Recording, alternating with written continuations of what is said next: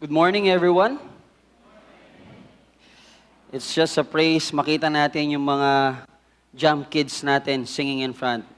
Thank you, Jam Kids, and thank you, Praise and Worship Team, for leading us into worship this morning.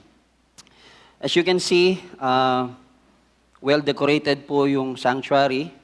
Kasi po, this would be a start of our... tomorrow would be the start of our VBS. Ito po yung Vacation Bible School for our kids. So, magsisimula po yan bukas, and we would like to request the church to pray for our teachers and our students throughout the whole week's event. And as we all practice here at Olgen, we come to the Lord and pause. Tayo po ay mananalangin. And I would want to invite each one of you to just take some time to bow down our heads, close our eyes, and come to the Lord in prayer and seek His hand to be with us this morning as we come to study His Word. Let's all pray.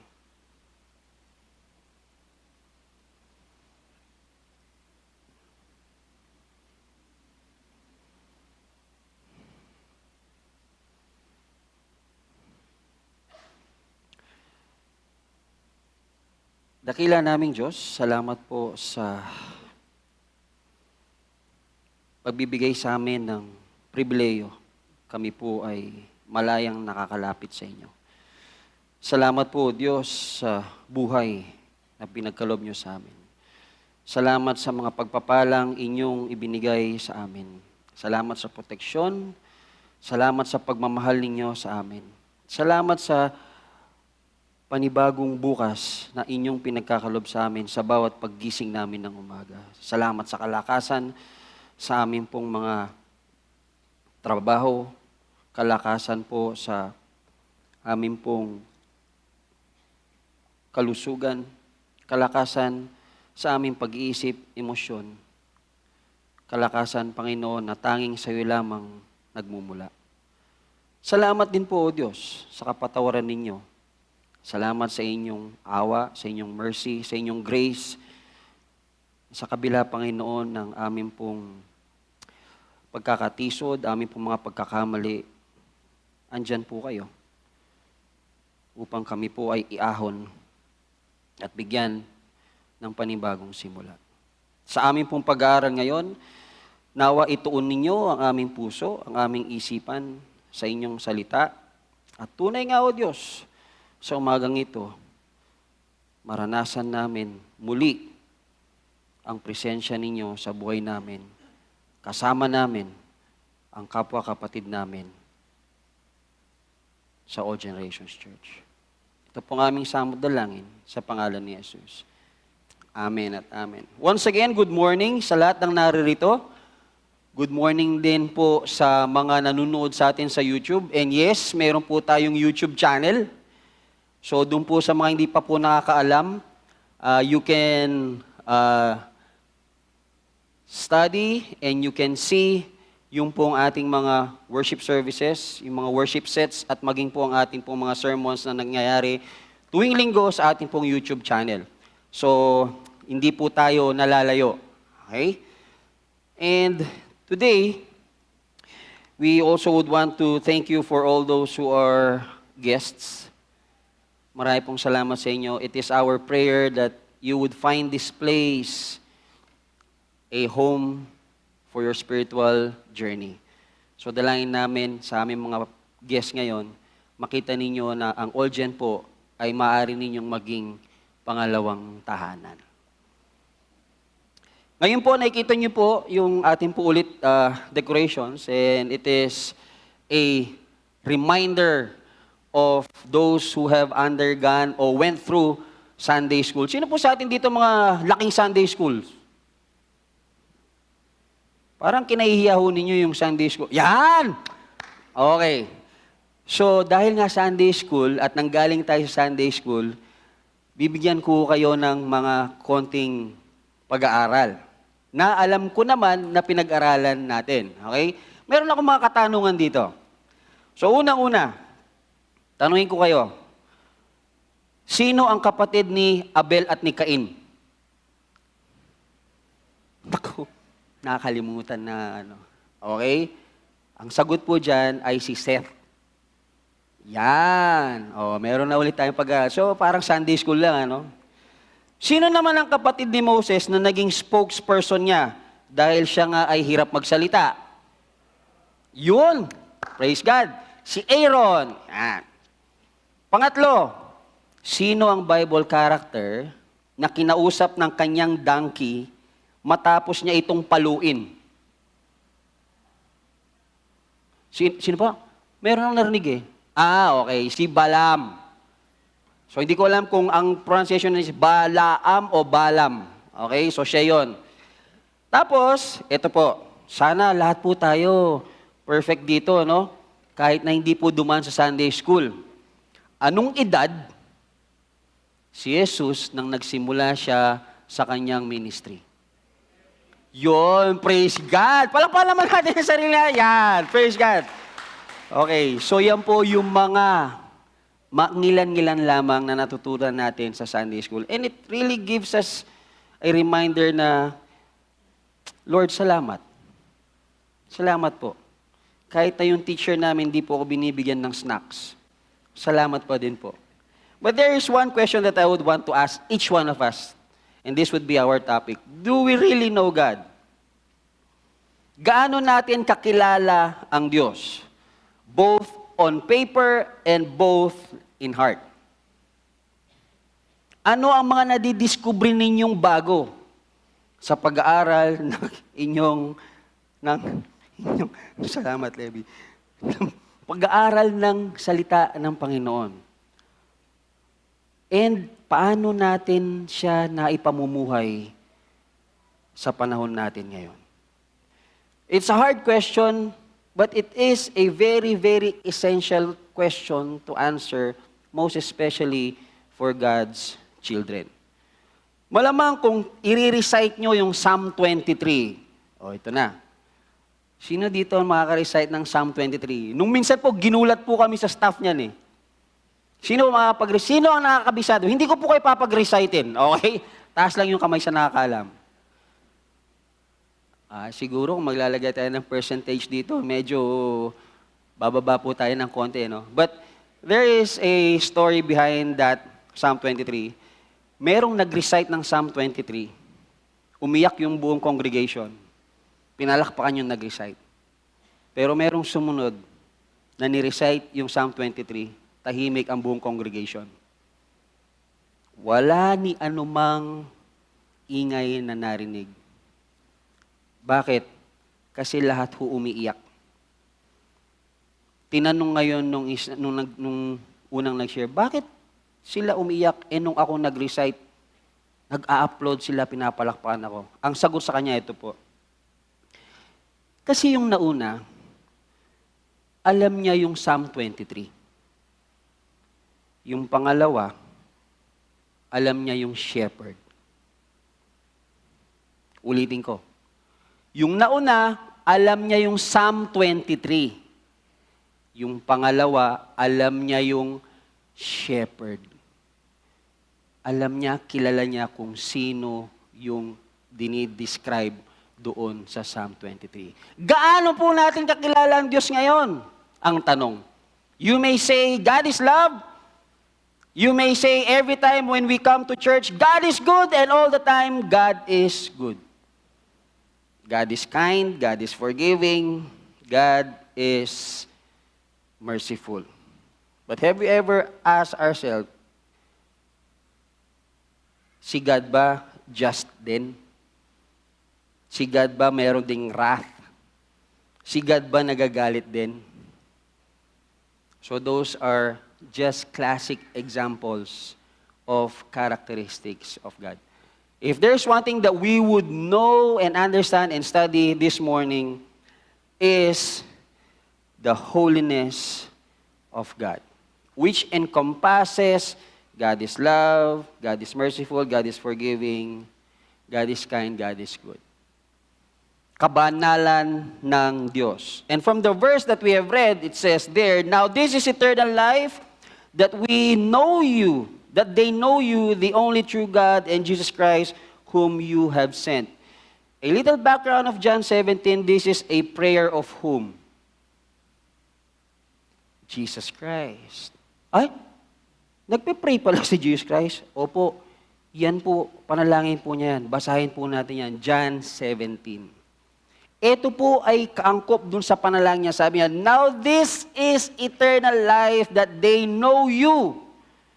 Sino po yung sinasabi ni Jesus na know you? Ang Diyos Ama. Makilala nyo ang Diyos Ama, ang tunay na Diyos at nag-iisang Diyos at si Jesus na kanyang ipinadala para sa inyo. Himayin po natin to. Una-una, we can see there know. Yung Greek word po dyan na know is ginosko. Ang ibig sabihin po, come to know and understand, to become acquainted with, and this now, it is in the context of intimacy, which, ito po sa mag-asawa ay tinatawag na love-making.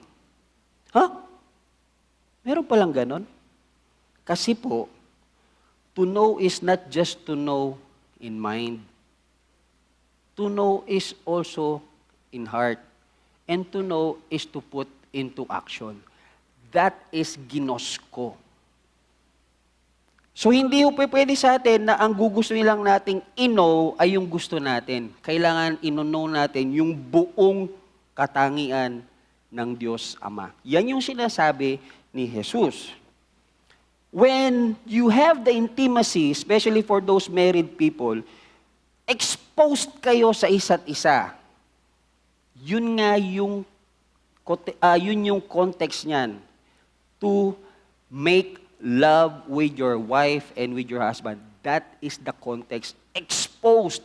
No, because you are intimate and you have a relationship. Yan ho yung dinidescribe ni Jesus. Pangalawa, sabi niya, the only.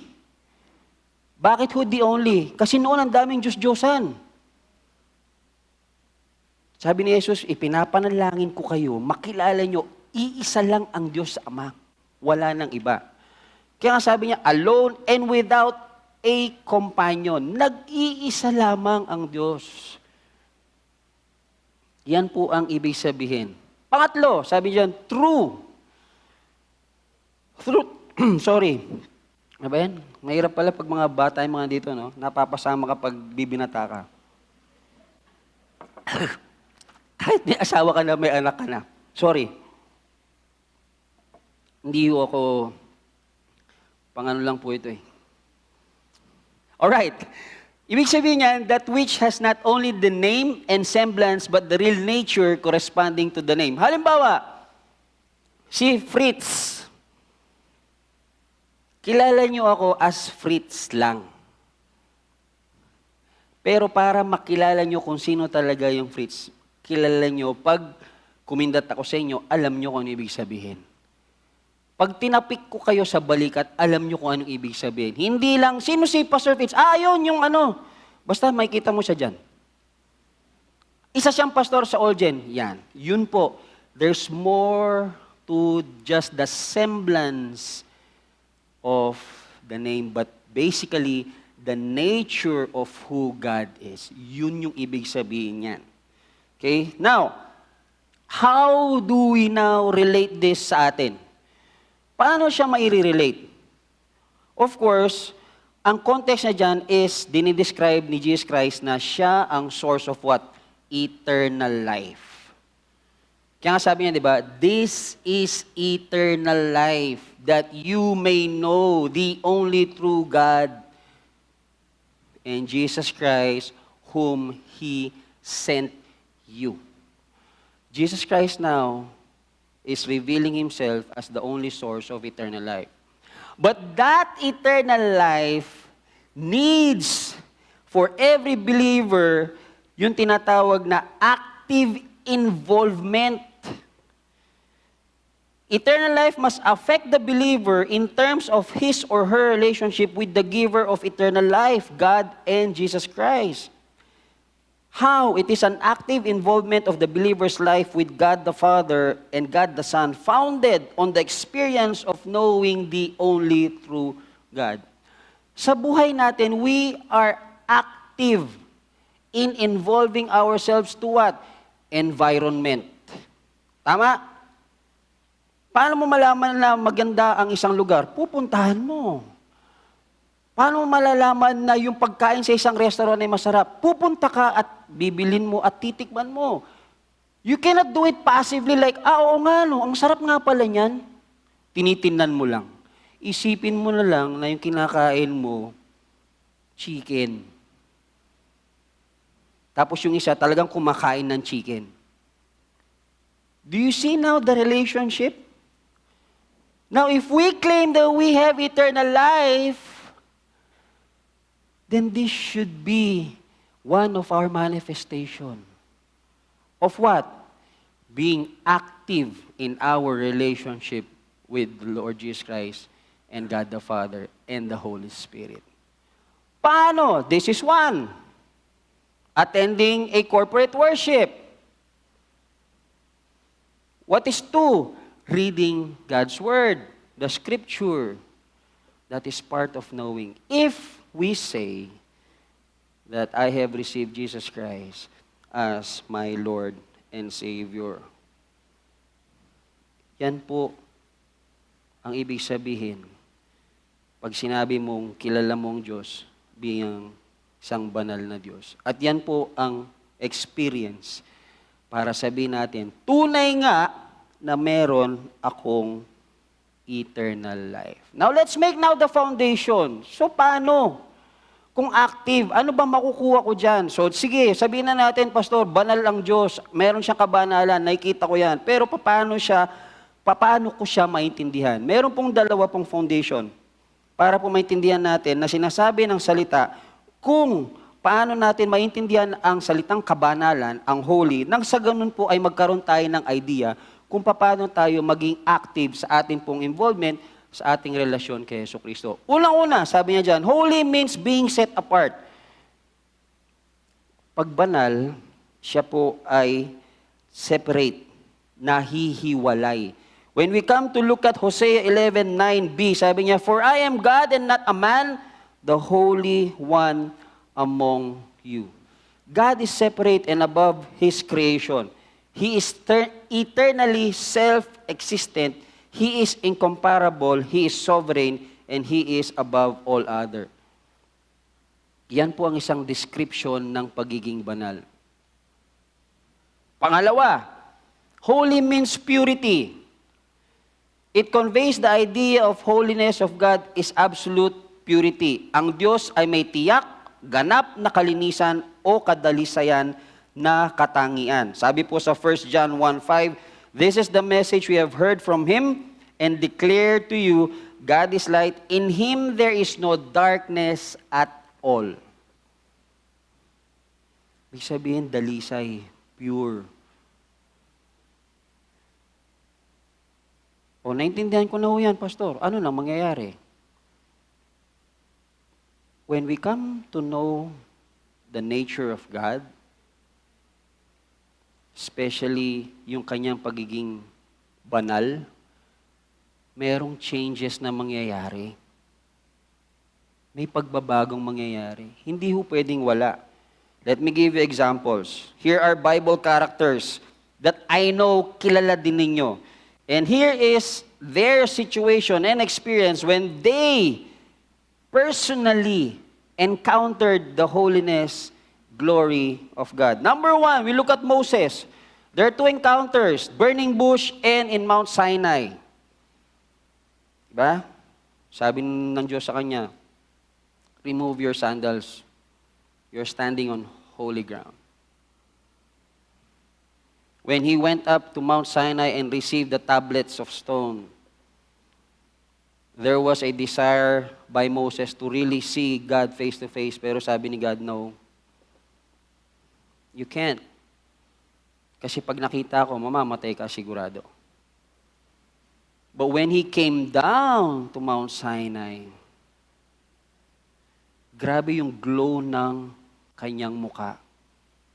the holiness of God, His glory was transferred to Him in that particular experience. And that when He came down, kailangan niyang maglagay ng talukbong. Imagine po natin yan. We come face to face with God.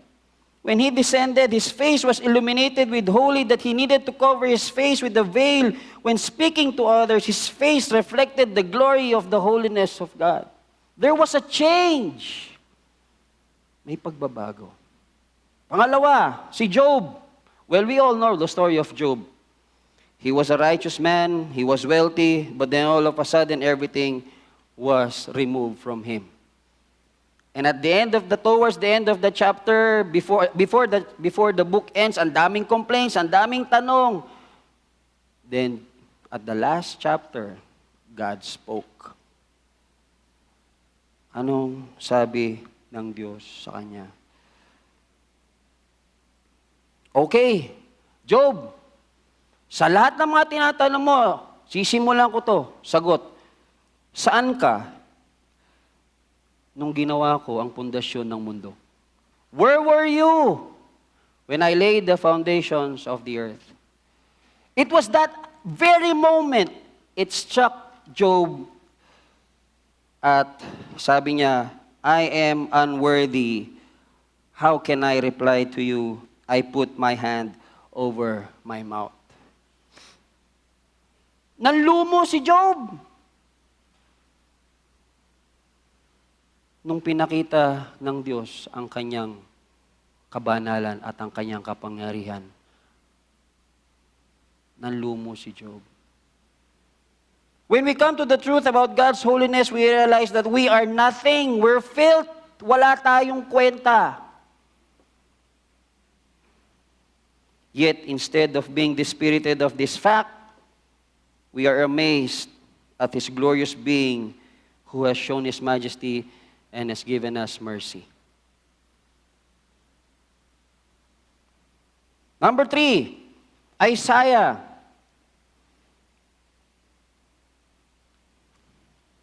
Sabi ni Isaiah sa chapter 6, verses 1 to 8, Holy, holy is the Lord God Almighty.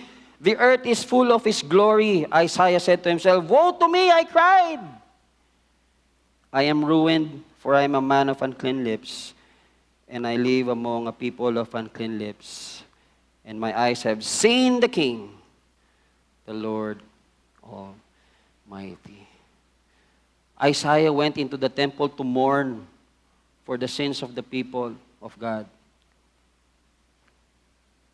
But then Isaiah got a vision. He saw the heavenly King surrounded by seraphim with 3 sets of wings flying, chanting, Holy, holy is the Lord God Almighty. The earth is full of His glory. Anong sagot ni Isaiah? Woe is me of unclean lips. But then there was mercy. There was a change. What was the change? Anong sabi ni Isaiah? Here I am, send me. Nagbago. Whom will I send? Sabi ng Diyos Ama. When Isaiah saw the holiness of God, he said, Here I am, send me. The Lord atoned for Isaiah's sins, and fueled by his vision of God's holiness, Isaiah launched into a ministry of power. Number 4, Paul. We're all familiar with Paul, of course.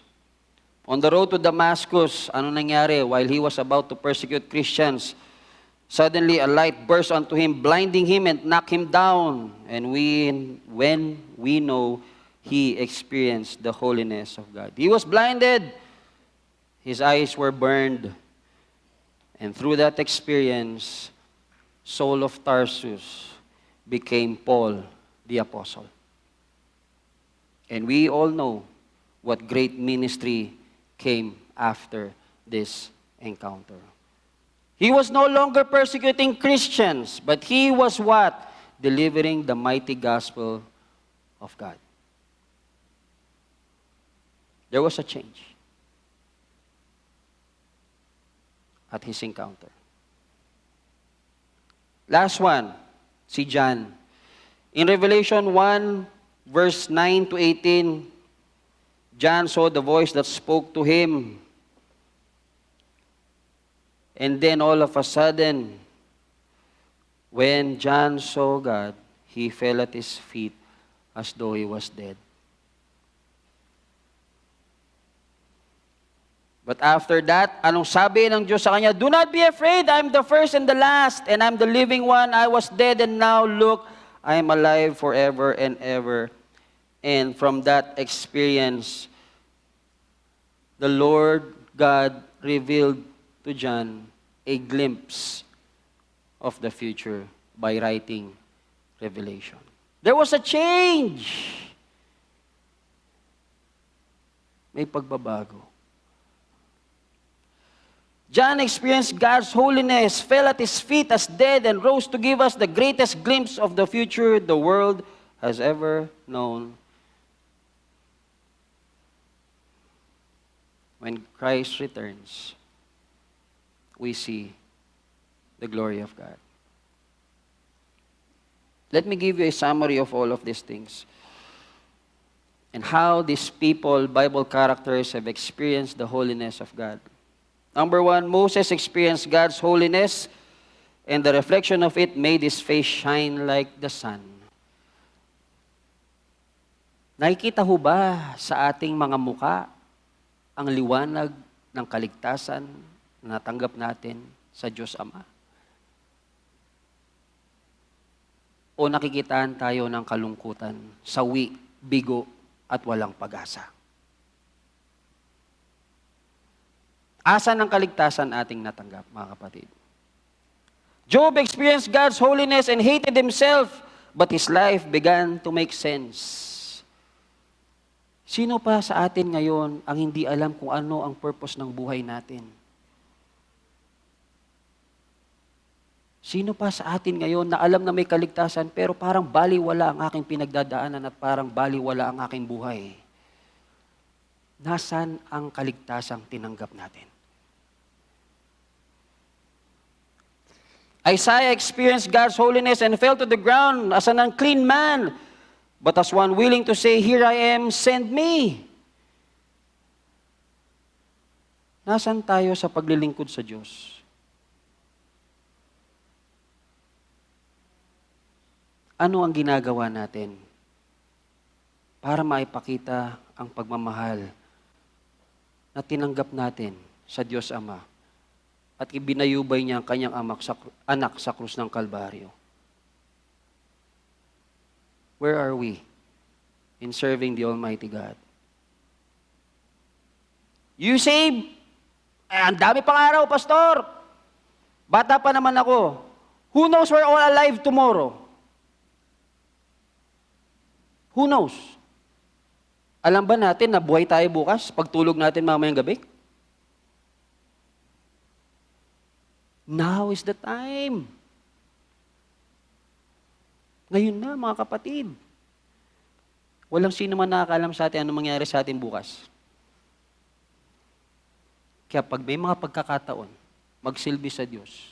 Saan man tayo, sa iglesia man, sa trabaho, sa bahay, gawin na natin. Lord, here I am, send me. Saul of Tarsus experienced God's holiness, fell to the ground, and rose to walk in newness of life. From a murderer to a life giver. From a persecutor to a protector.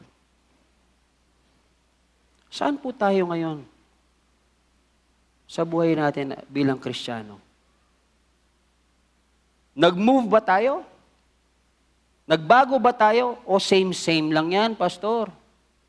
Same-same but different. John experienced God's holiness, fell at his feet as dead, rose to give us the greatest glimpse of the future the world has ever known. It is a praise we are given opportunity to do missions, to share to others the glimpse of the glory of God by receiving His Son as their Lord and Savior. But for some, how is that being seen sa atin as God's child? Do we just take it to ourselves? Okay lang, ligtas naman ako, bahala kayo. Or it would bring us to the point of saying, wow, thank you, Lord, for the future, and I like that to be known by this man, to be known by this classmate of mine. My BFF, my family, my loved one. Kahit man lang glimpse, but there is movement. Looking at this man's stories, let me ask then a question. How important is knowing the holiness of God in our lives? Ano nga ba importansya nito sa buhay ko? Knowing all of those truths that you have shared, Pastor, from these Bible characters. We would end here. I would give to you 5 vital, practical evaluation. Tingnan natin ang buhay natin. Are we really experiencing the holiness of God? Number 1, seeing ourselves as we really are. The point here is no matter how well we say, I am clean, I am forgiven, I live I live a holy life, I live a life of righteousness, I live a life of order. But when we come face to face with God, we are just dust.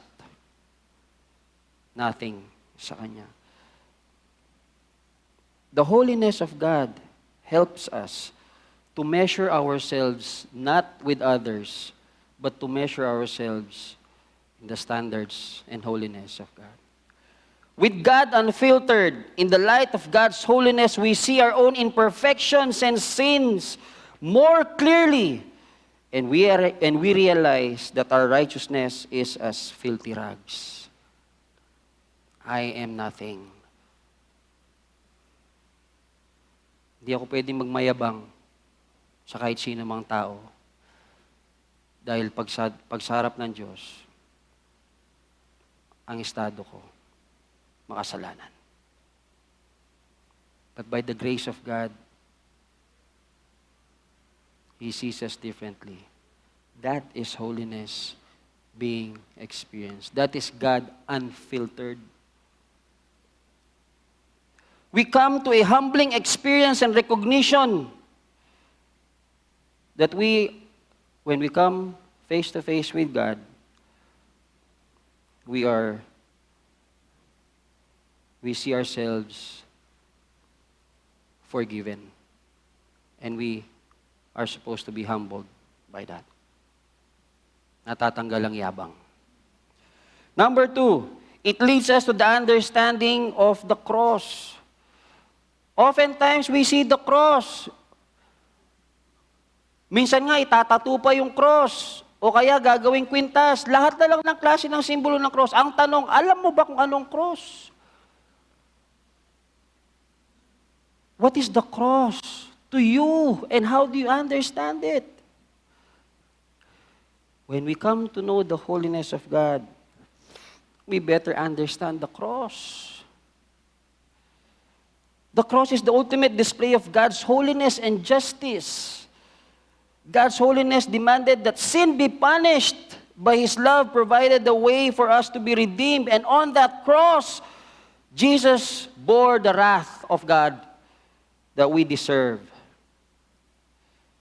He was perfect, sinless, fulfilling the righteous requirements of the law. The cross shows us the seriousness of sin and depth of God's love. It is only by understanding God's holiness that we can grasp this magnitude of what Jesus has accomplished for us. as 2 Corinthians 5:21 says, "For our sake, He made Him to be sin who knew no sin, so that in Him we might become the righteousness of God." The cross is where God's holiness and love intersect, offering us forgiveness and reconciliation to the Father. When we come to know God's holiness, we understand the cross. Number 3, worshiping Him as He desires. Psalm 99:5, "Exalt the Lord our God and worship at His footstool. He is holy." Psalm 30 verse 4, "Sing praise to the Lord, you saints of His, and give thanks at the remembrance of His holy name." The verse tells us that knowing the holiness of God leads us to exalt and worship Him. When we come to experience the holiness of God, we just do not worship Him as how we want to worship Him. We worship Him how He wants us to worship Him. Hindi tayo pupunta sa iglesia, manambahan sa sarili kong kondisyon. Ganito ko gustong purihin ng Diyos kasi kulang yung binigay niya sa akin. Ganito ko pupurihin ng Diyos. Hindi ho. Pupurihin natin ng Diyos kung paano niya gustong siya ay purihin. Yan ang ibig sabihin yan. Yan ang kabanalan ng Diyos kung naiintindihan ng isang mananampalataya. Worship is not about rituals. It's not even about culture. But it is encountering God in spirit and in truth. When we grasp God's holiness, our worship becomes heartfelt expression. Expression of what? Reverence. Lord, salamat. Napakadakila mo sa buhay ko. Adoration. Walang ibang nagmahal sa akin, O Diyos. Kayo lang. Pupurihin ko kayo. We approach Him with the sense of His greatness and our smallness. Walang pagmamayabang ang pananambahan sa Diyos. Ang pananambahan sa Diyos ay ang pagpapakumbaba sa isang makapangyarihan, banal na Diyos sa ating paglapit sa Kanya. His purity and our need for cleansing. O Lord, I come to you because of me being impure. Woe to me of unclean lips, but I come to you because of your mercy and grace. I will worship you. I will sing praise. Our worship is transformed from mere duty.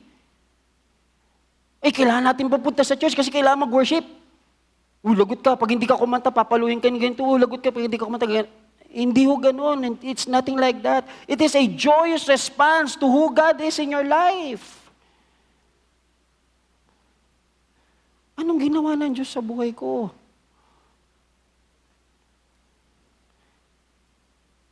The smallest thing of passing an exam is worth giving God praise. The mere rising up in the morning, fixing our bed, should be an avenue, a tool to praise God. I am alive. May sakit ako, hindi pa gumagaling hanggang ngayon. It's a praise that you're still alive. Lord, I'll give you praise.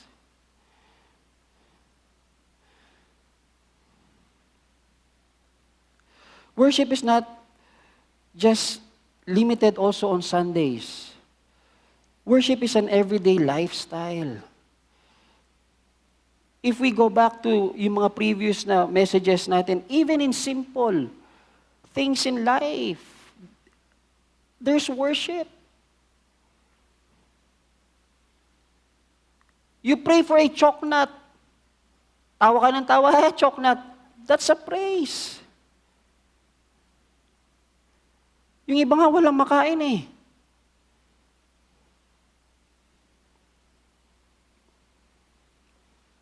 You drink water.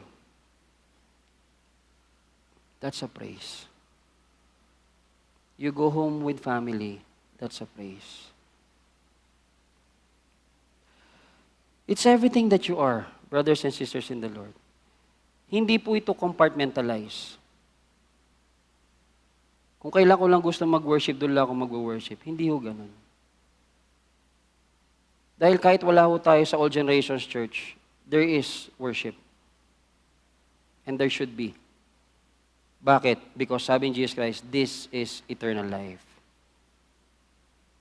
Meron akong buhay na walang hanggan, pinagkaloob ng Diyos Ama kay Yesu Kristo. It's everything that you do. Kaya nga yung whether you eat or drink, you do it all for the glory of God. Kahit yung pagtunganga na sabi ni Pastor Saul, 2 oras tutunganga ang pastor para lang maisip, that's form of worship, understanding God's mercy, how God speaks, so that we would be agents of His words and His message to the people. That's still part of worship. And this is a picture of what has been shared to us 3 Sundays ago. And that whatever you drink, whatever you eat, you do it all for the glory of God. Number 4, cultivating the habit of holiness in our lives. Sabi sa 1 Peter 1:15-16, but He who called you is holy. You also be holy in all your what? Conduct. Behavior. Because what? It is written, be holy for I am holy. Knowing God's holiness inspires us to pursue a life that reflects His character. It's Christ-likeness. It means setting ourselves apart from the ways of the world. Hindi sinasabing remove yourself from the world or isolate yourself from the world. It's basically living out Christ in this world.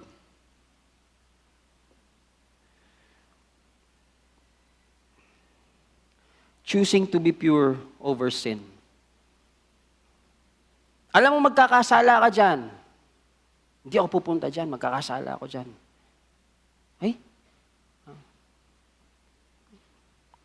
Ay. Change.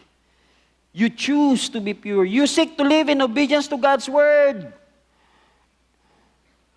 Hindi sabi ng pastor, hindi sabi ng life group leader, hindi sabi ng kapatid ko o best friend ko o kapatid ko sa Panginoon, ang sabi ng Diyos.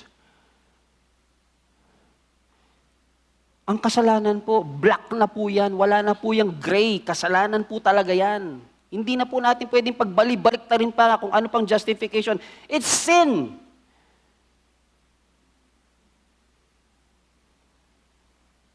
And Christ died for that.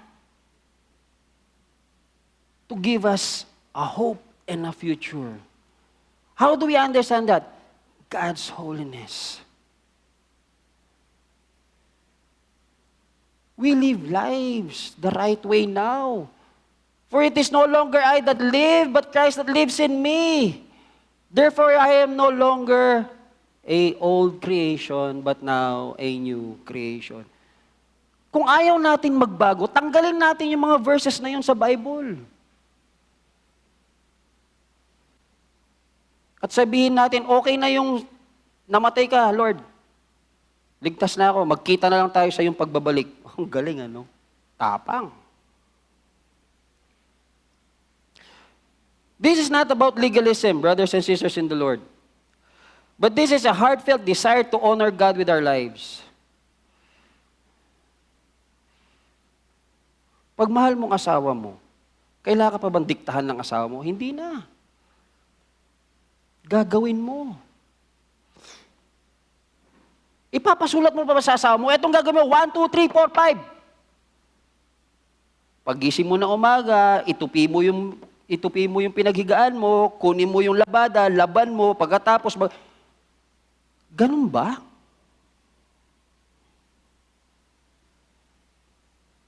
Yun yung legalistic, di ba? Ganun ba ang ginagawa natin sa church? Hindi ho. Because of my love for my wife, I do this. Because I have an intimate relationship with my wife, I understand her.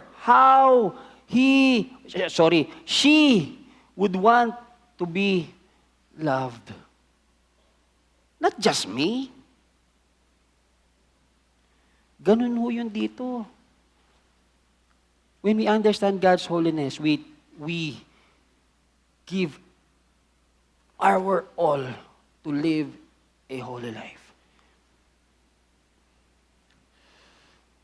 Every day we are to practice and exercise living in accordance to God's holiness, to honor what God has done in our lives. Last, looking forward to the day when we will be just like Him. 1 John 3:2 sabi niya, Beloved, we are God's children now,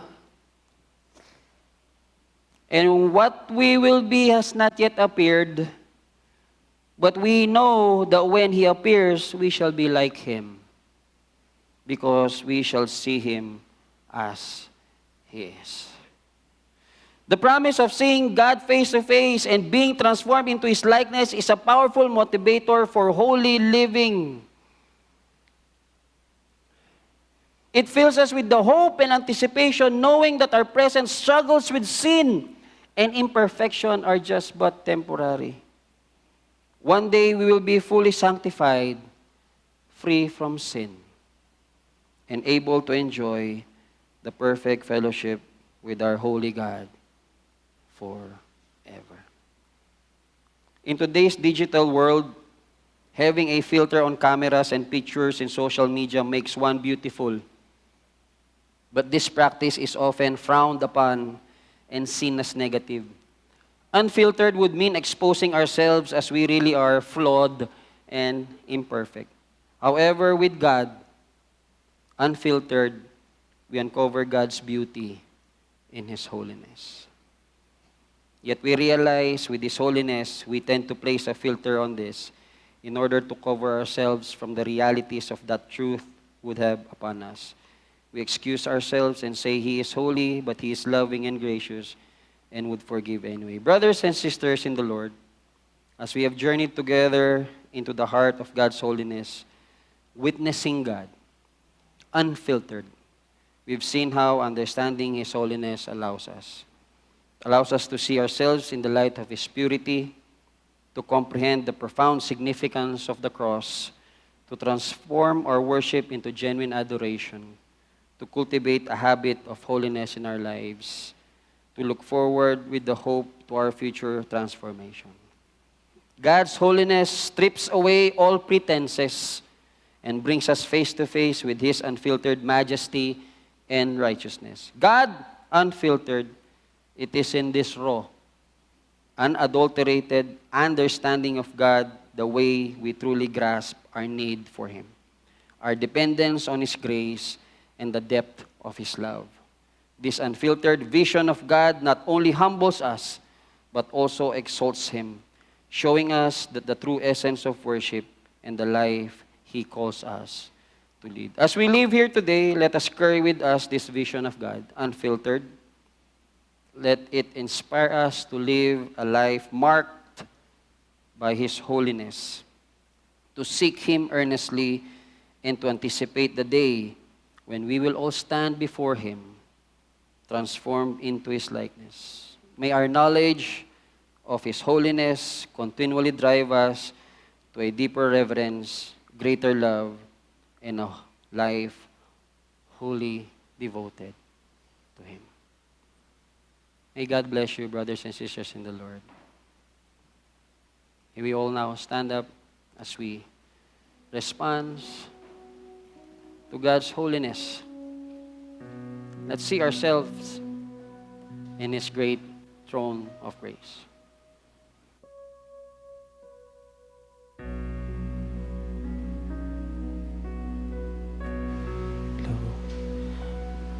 Let us all sing to our God. Let us worship our God on how He wants us to worship Him. For holy, holy is our Lord.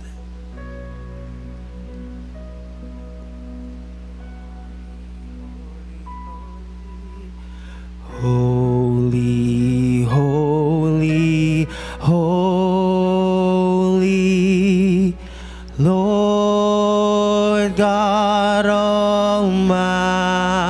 mighty. Early in the morning, our soul shall rise to thee. Holy, holy, holy, merciful and mighty, God in three persons, blessed Trinity. Holy, holy, holy, all the saints adore thee, casting down their golden crowns around the glassy sea. Holy, holy, holy, merciful and mighty, God in three persons, blessed Trinity. Holy, holy, holy, though the darkness hide thee, though the eye of sinful man thy glory may not see. Holy, holy, holy, merciful and mighty, God in three persons, blessed Trinity. God in three persons, blessed Trinity.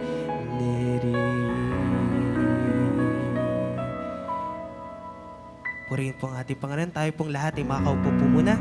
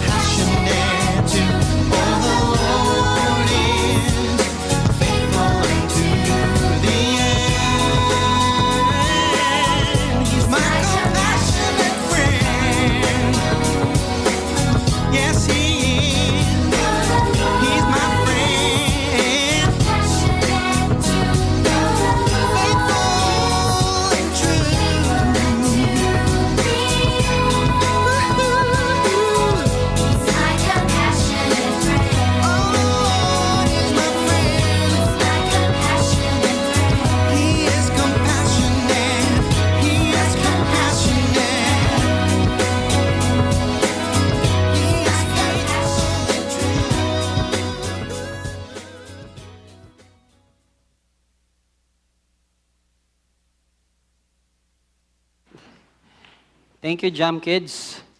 Uh, it's been a time of reflection for all of us, but it's also a time of celebration. So we celebrate yung mga bata. And so before this week, atin pong ipapanalangin yung ating pong mga teachers. So may I call on all the teachers of JAM to just come in front. So lahat po ng mga teachers, punta na po dito sa harap. Okay po. So alam niyo po kung sino po kayo. O even volunteers, I'm sorry.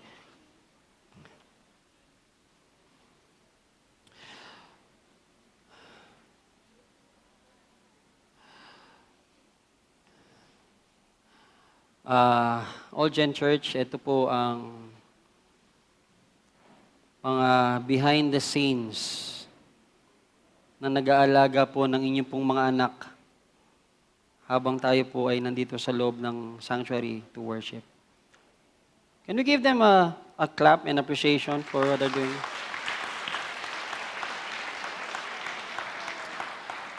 So ito pong buong linggong ito, simula po bukas hanggang Biyernes, we cover them with prayers as they minister to your kids and to the kids around us, na tunay nga that they would come to know eternal life through these teachers of ours, volunteers of ours.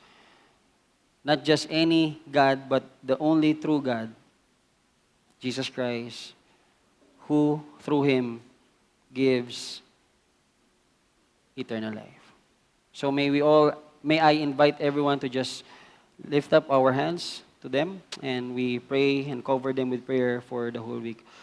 Father, it is our prayer this morning to lift to you our teachers, volunteers, and even for our twinners who are going to help us in this ministry that you have called us to do.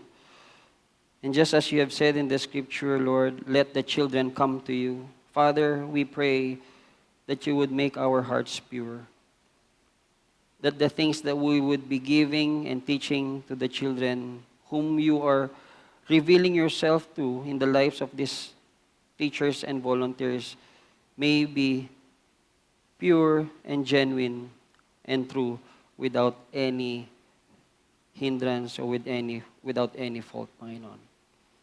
Pray for the teachers that you would give them strength and health in this week.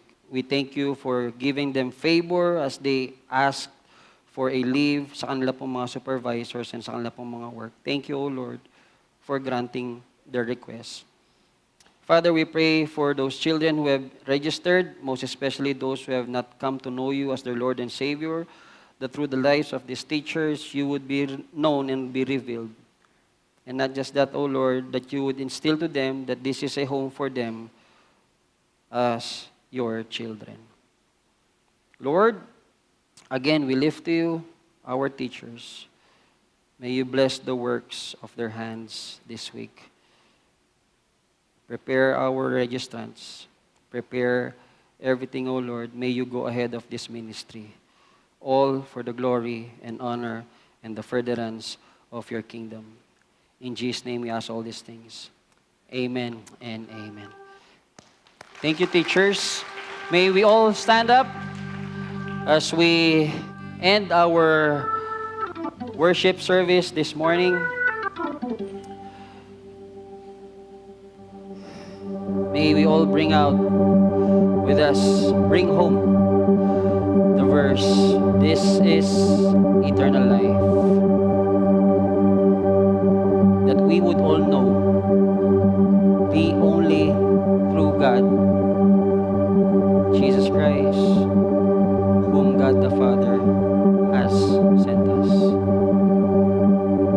May the Lord bless us.